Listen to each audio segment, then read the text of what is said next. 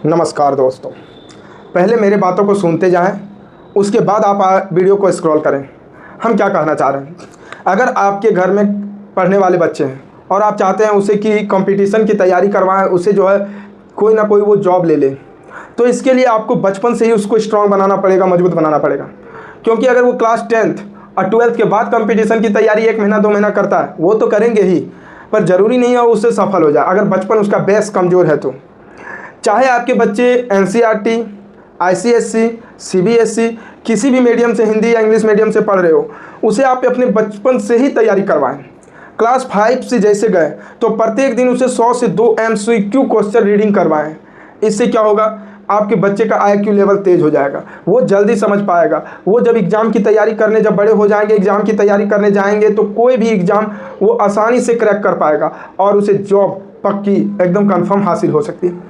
लेकिन अगर आप सोचते हैं क्लास 10th और 12th के बाद हम जब फॉर्म अप्लाई करने या कोई वैकेंसी निकलती है उसके बाद हम 2 महीना तैयारी करवाएंगे, 4 महीना तैयारी करवाएंगे, तो नहीं होगा।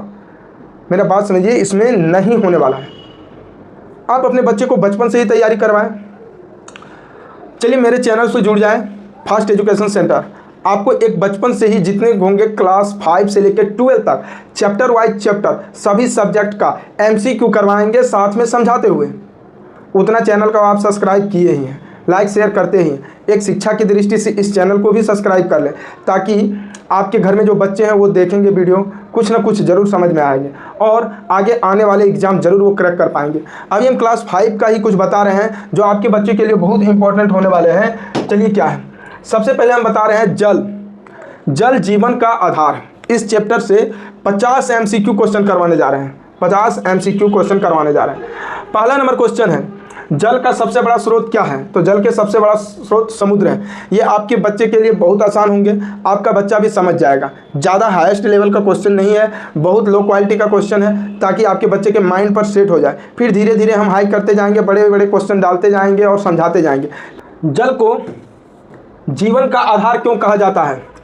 तो ये सभी जीवों के लिए आवश्यक है, क्योंकि जितने भी जीव जंतु हैं जलीय अवस्था में ही कार्य कर पाता है। उनकी जो कोशिकाएं होती है वो कोशिका क्रियात्मक और संरचनात्मक इकाई वाली जो कोशिका होता है वो जलीय अवस्था में ही कार्य करता है। तीसरा क्वेश्चन है, पृथ्वी पर कितने प्रतिशत भाग जल से ढका हुआ है? पृथ्वी का कितना प्रतिशत भाग जल से ढका हुआ है? तो ये है 71%। 71% भाग पर समुद्र है, बाकी बात आपका 29% भाग स्थलीय भाग है, जिन पर स्थलीय जीव जंतु रहते हैं। क्वेश्चन नंबर 4, पीने योग्य जल को क्या कहते हैं? तो मीठा जल, क्योंकि समुद्र में जो जल है खारा जल है, इसे पी नहीं सकते हैं। गंदा जल हम पी नहीं सकते हैं। वर्षा जल को पी सकते हैं, लेकिन वर्षा के साथ भी कई सारे कार्बन डाइऑक्साइड, सल्फर डाइऑक्साइड और कई सारे मिश्रण घुल कर आते हैं, धूल कण घुल कर आते हैं। वर्षा के जल भी पीने योग्य डायरेक्ट नहीं होता। तो मीठा जल जो भूमिगत जल होते हैं उसे हम पी सकते हैं। जल चक्र में जलवाष्प बनकर ऊपर जाने की प्रक्रिया क्या कहलाती है? तो वाष्पीकरण। वाष्पीकरण कई तरीके से होते हैं, समुद्र में होते हैं, नदियों में होते हैं, तालाब में होते हैं। यहाँ तक कि आप अगर खाना बना रहे हैं तो उसमें भी भाप निकलते हैं। गर्मी से, धूप से पेड़ पौधे भी वाष्पीकरण करते हैं। तो इन सब प्रक्रियाओं से जल जो है वाष्प बनकर ऊपर उड़ जाते हैं और वो बादल बनते हैं। नेक्स्ट क्वेश्चन है, बादल बनने की प्रक्रिया क्या कहलाती है? बादल बनने की प्रक्रिया क्या कहलाती है? तो बादल बनने की प्रक्रिया संघनन कहलाती है। संघनन का अर्थ होता है कि किसी भी पार्टिकल्स के चारों ओर जो है जल के कण धीरे धीरे जमा होने लगते हैं, भाप जो है धीरे धीरे जमा होने लगते हैं और वो एक जल के बूंद बन जाते हैं, जिसे हम संघनन प्रक्रिया कहते हैं। कभी आप भात बनाते होंगे तो उसके ऊपर जब ढकना से ढक देते हैं तो उस ढक्कन क्या होता है, ठंडा रहता है ऊपर से, बट अंदर से भाप लगने के कारण भाप उसमें चिपक के जलीय अवस्था में आ जाता है। इसे ही संघनन कहते हैं। वर्षा किसके कारण होती है? तो वर्षा बादलों से होती है। वर्षा बादलों से होती है, बादलों के कारण होती है। जल बचाने का सही तरीका कौन सा है? जल बचाने का सही तरीका कौन है? तो पानी का सही उपयोग करना। पानी का सही उपयोग करना जल बचाने का सबसे अच्छा तरीका है। जरूरत के अनुसार उपयोग करें। पौधों को बढ़ाने के लिए क्या आवश्यक है? पौधों को बढ़ाने के लिए क्या आवश्यक है पेड़ पौधों में? तो जल, क्योंकि इसमें पत्थर, धुआं और प्लास्टिक ये नहीं, जल की आवश्यकता होती है। चलिए नेक्स्ट क्वेश्चन समझते हैं। मनुष्य के शरीर में जल की मात्रा लगभग कितनी होती है? मनुष्य के शरीर में जल की मात्रा लगभग कितनी होती है? तो 60 से 70%, 60 से 70% मनुष्य का शरीर में जल होता है। नदी का जल कहाँ से आता है? तो नदी का जल कहाँ से आता है? वर्षा और हिम पिघलन से। अब वर्षा से तो ठीक है, हिम पिघलन क्यों? क्योंकि कई सारे बादल, बहुत ज़्यादा बादलें जो है क्या होते हैं कि हिमालय से जाकर टकराते हैं, या हिमालय पर डायरेक्ट एडजस्ट हो जाते हैं और वो बर्फ़ बन जाते हैं। गर्मी के दिनों में वही बर्फ़ पिघल कर जलीय अवस्था में आ जाता है और वहाँ से गंगा नदी से होते हुए नीचे उतरते हैं। अगला क्वेश्चन है, भूमिगत जल कहाँ पाया जाता है? तो भूमिगत जल जमीन के अंदर पाया जाता है सभी स्थानों पर। 13 नंबर क्वेश्चन है, जल प्रदूषण का कारण क्या है? तो कचरा डालना। जल में अवांछित पदार्थों का मिलना ही जल प्रदूषण कहलाता है। जब हम जल में कुछ गंदगी मिला देते हैं, कचरा डाल देते हैं, तो वो जल प्रदूषण कहलाता है। नेक्स्ट क्वेश्चन है, जल का रासायनिक सूत्र क्या है? H2O। जल का रासायनिक सूत्र क्या है? H2O। ये बच्चों के लिए बहुत जरूरी है। 15 नंबर है, वर्षा जल संग्रहण को क्या कहते हैं? वर्षा जल संग्रहण को क्या कहते हैं? तो जल संरक्षण। समुद्र का पानी कैसा होता है? तो समुद्र का पानी खारा होता है, नमकीन होता है। जल का उपयोग किस में होता है? तो जल का उपयोग सभी चीज़ों में होता है, खाने में होता है, पीने में होता है, खेती में, सफाई में, हर प्रकार के कार्यों में जल का उपयोग होता है। नेक्स्ट क्वेश्चन, जल बचाने के लिए क्या करना चाहिए? तो रिश्ते नल को ठीक करना चाहिए। आपके ऑप्शन के अनुसार जो ऑप्शन है उसी में से हमें आंसर देना। पानी बहाना, नदी गंदी करना, अधिक उपयोग करना, या रिश्ते नल को ठीक करना। तो जिस नल से पानी टपक रहा है उस नल को ठीक करेंगे, ये पानी बचाने का तरीका हुआ। जल का ठोस रूप क्या है? तो जल का ठोस रूप है बर्फ, आइस। नेक्स्ट क्वेश्चन, जल का गैसीय रूप क्या है? तो जल का गैसीय रूप है भाप। जल का गैसीय रूप है भाप। ऑप्शन के अनुसार बर्फ, पानी और ओस। तो बर्फ जो है ये ठोस रूप है, और पानी और ओस जो है ये द्रव रूप है, और गैस रूप भाप है। जल का तरल रूप क्या है? जल का तरल रूप पानी है। जल का तरल रूप पानी है। बर्फ जो है ठोस है, और बादल गैस है, और ओला भी ठोस है। तरल रूप की बात कर रहे हैं। नेक्स्ट क्वेश्चन, कुएं से कौन सा जल मिलता है? कुएं से कौन सा जल मिलता है? तो भूमिगत जल। ये जमीन के अंदर वाले जल कुएं में आता है और कुएं से हम निकालते हैं, तो ये हो गया भूमिगत जल। जल संरक्षण क्यों जरूरी है? भविष्य के लिए, क्योंकि जल जो है जितनी हमारी आबादी हो रही है और जितना इसका उपयोग हो रहा है हर कार्य में, आगे आने वाले समय में भूमिगत जल भी मिलना बहुत मुश्किल हो जाएंगे। इसलिए जल जो है भविष्य में अगर बचा के रखना है तो इसका सही तरीके से उपयोग और व्यवस्थित तरीके से उपयोग करना है। नेक्स्ट क्वेश्चन, पेड़ जल चक्र में कैसे मदद करता है? वाष्पीकरण यानी वाष्पोत्सर्जन द्वारा। पेड़ धीरे धीरे पत्तों द्वारा वाष्पोत्सर्जन करता है। सबसे पहले जब वर्षा होती है तो पानी को बहकर नदियों में जाने नहीं देता है, उसे जड़ द्वारा अंदर से अवशोषित कर लेता है, जो भूमिगत हो जाता है। बाद में उसी भूमिगत जल के पेड़ पौधा उपयोग करता है धीरे धीरे, और पत्तों द्वारा वाष्पोत्सर्जन करके डायरेक्ट बादल में कन्वर्ट कर देता है, और बादल जो है ये वर्षा लाती है। इसलिए वाष्पोत्सर्जन के जरिए हमारा मदद करता है। स्वच्छ जल पीने से क्या होता है, क्या लाभ होता है? तो स्वास्थ्य अच्छा रहता है, तबीयत खराब नहीं होता है। जल संरक्षण का सबसे अच्छा तरीका क्या है? जल संरक्षण का सबसे अच्छा तरीका है वर्षा जल का संग्रहण करना।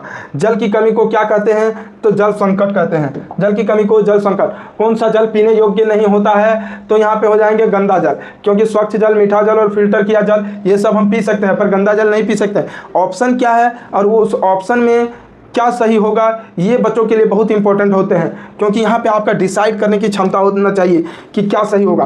पानी को साफ करने की प्रक्रिया क्या कहलाती है? शुद्धिकरण, वाष्पीकरण, जमना या गलना? जमना गलना ये सब नहीं, वाष्पीकरण नहीं, शुद्धिकरण। शुद्धिकरण कई तरीके से हम क्या कर सकते हैं। नेक्स्ट क्वेश्चन, जल प्रदूषण से कौन सी समस्या हो सकती है? तो स्वास्थ्य खराब होना, बीमार हो सकते हैं। जल प्रदूषण से हम बीमार हो सकते हैं। जल चक्र में वर्षा के बाद पानी कहाँ जाता है? जल चक्र में वर्षा के बाद पानी या तो नदियों में जाता है या जमीन के नीचे पानी चला जाता है। नेक्स्ट क्वेश्चन है, खेती के लिए किसकी आवश्यकता होती है? खेती के लिए जल की आवश्यकता, क्योंकि धुआं, पत्थर, प्लास्टिक तो होगी नहीं आवश्यकता हमारे लिए। जल बचाने के लिए हमें क्या करना चाहिए? जल बचाने के लिए हमें आवश्यकता अनुसार जल का उपयोग करना चाहिए। नेक्स्ट क्वेश्चन, कुआं किसका स्रोत होता है? तो कुआं जो है भूमिगत जल का स्रोत होता है। जल का उपयोग किस उद्योग में होता है? तो जल का उपयोग सभी उद्योगों में होता है। नेक्स्ट क्वेश्चन, पेड़ पौधे जल को कैसे प्राप्त करते हैं? तो पेड़ पौधे जल को जड़ों द्वारा प्राप्त करता है। जल जीवन के लिए क्यों जरूरी है? तो इसका आंसर हो जाएंगे शरीर की क्रियाओं के लिए। जो ऑप्शन है आप ऑप्शन से ध्यान दीजिए कि रंग बनाने के लिए, आवाज के लिए, रोशनी के लिए नहीं, शरीर की क्रियाओं के लिए। नेक्स्ट क्वेश्चन, नदियों को साफ रखने के लिए क्या करना चाहिए? तो कचरा नहीं डालना चाहिए। नदियों में कचरा नहीं डालना चाहिए। अगर आप नदियों को साफ रखना चाहते हैं तो नदियों में कचरा ना डालें। नेक्स्ट क्वेश्चन, हिमनद क्या है? तो बर्फ का बड़ा भंडार। नदी, तालाब, बादल, तो बर्फ का बड़ा भंडार। ऑप्शन के अनुसार ये आंसर होंगे। अगले क्वेश्चन है, जल का मुख्य प्राकृतिक स्रोत कौन सा है? तो वर्षा। जल का मुख्य स्रोत वर्षा है, क्योंकि यहाँ पे सड़क, भवन, मशीन, ये इसमें जल का स्रोत नहीं है, ये जल का उपयोग करते हैं। पानी उबलने पर क्या बनता है? पानी उबलने पर भाप बनता है, वाष्पीकरण होता है। नेक्स्ट क्वेश्चन, ओस कैसे बनती है? तो संघनन से। जब भाप जो है किसी ठंडा होकर किसी सतह पर चिपक जाते हैं धीरे धीरे, तब वहाँ संघनन विधि से जल के कण बन जाते हैं। जल बचाना किसकी जिम्मेदारी है? तो सभी लोगों की, क्योंकि इसमें केवल किसानों की, केवल बच्चों को, केवल सरकार की ये नहीं, सभी लोगों को मिलकर ही जल बचाना होगा। नेक्स्ट क्वेश्चन है, पानी को ढककर रखने से क्या लाभ है? गंदगी और कीटाणु नहीं जाते हैं, पानी खत्म होता है, रंग बदलता है, स्वाद खराब होता है, तो गंदगी और कीटाणु नहीं जाते हैं। तालाब किसका उदाहरण है? तालाब जल स्रोत का उदाहरण है। नेक्स्ट क्वेश्चन है जल प्रदूषण रोकने के लिए क्या करना चाहिए? तो जल प्रदूषण रोकने के लिए कचरा जल में नहीं डालना चाहिए। पृथ्वी को नीला ग्रह क्यों कहते हैं? तो इसमें अधिक जल होने के कारण, क्योंकि इसमें पानी की मात्रा ज़्यादा है, जिसे नीला ग्रह कहते हैं। इसके बाद है जल के बिना क्या संभव नहीं है? तो जल के बिना जीवन संभव नहीं है। पानी बचाने को क्या संदेश, पानी बचाने का संदेश क्या है?